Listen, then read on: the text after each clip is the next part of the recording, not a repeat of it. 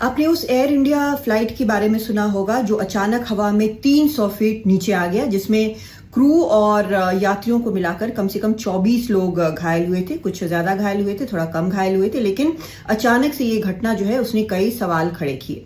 ये फ्लाइट थी air India की एयरबस A320 और ये थाईलैंड के फुकेत से AI2379 दिल्ली आ रही थी जब ये घटना जो है वो ओडिशा के एयर स्पेस में हुई। पहले जो है जांच हुई पायलट की और पता चला कि हालांकि उसने शराब नहीं पी रखी थी, लेकिन उसने नशीला पदार्थ जो है वो ले रखा था। और ये उसके दो जो डोप टेस्ट हुए उसमें दोनों में पहले में इनकंक्लूसिव था, लेकिन दूसरे में ये साबित हो गया। उसके बाद उस पर एक अलग बहस छिड़ी, लेकिन जानकारों का ये मानना था कि एयरबस की भी जांच होनी चाहिए और पायलट का नशा करना इससे शायद संबंधित नहीं है। वही चीज साबित हुई है। अभी जो जानकारी सामने आ रही है अलग अलग रिपोर्ट्स के मुताबिक वो ये कि 4 अगस्त की जो ये घटना है उसमें जो एयरबस है उसकी तीनों हाइड्रोलिक सिस्टम्स जो हैं तीनों की तीनों काम नहीं कर रही थी और 4 सेकंड का वक्त ऐसा था जबकि ये कोई सिस्टम भी जो है वो काम नहीं कर रहा था।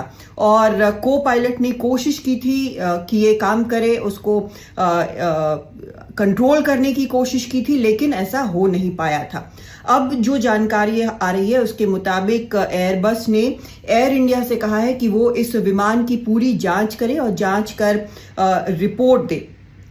यहां पर यह भी बताया गया है इस रिपोर्ट में, जो रिपोर्ट्स आई हैं वो ये कि को पायलट ने पूरी कोशिश की थी फुल नोज डाउन की, लेकिन नो डायरेक्ट रिस्पॉन्स, यानी कोई ये 4 सेकंड तक उसके कंट्रोल का कोई भी असर नहीं हुआ। और ये अपने आप में एक डरावनी घटना है क्योंकि कोई भी सिस्टम जो है विमान का वो इस तरह से 4 सेकंड के लिए भी बंद नहीं होना चाहिए। अब एयरबस जो है उसने एयर इंडिया को कहा है कि वो चेक करे सारे प्लेन के सिस्टम्स, जो सेंसर्स हैं इन सबको चेक करे और इस बारे में और जानकारी दे। फिलहाल ये विमान जो है उसकी पूरी जांच हो रही है, लेकिन ये अपने आप में बेहद चौंकाने वाला डरावनी घटना भी है। लेकिन इसके साथ साथ एक चीज और हुई है कि अब जो पायलट्स हैं उनकी ना सिर्फ शराब के लिए जांच होगी फ्लाइट्स के पहले, बल्कि किसी भी और प्रकार के जो नशीले पदार्थ हैं उनके लिए भी उनकी जांच होगी।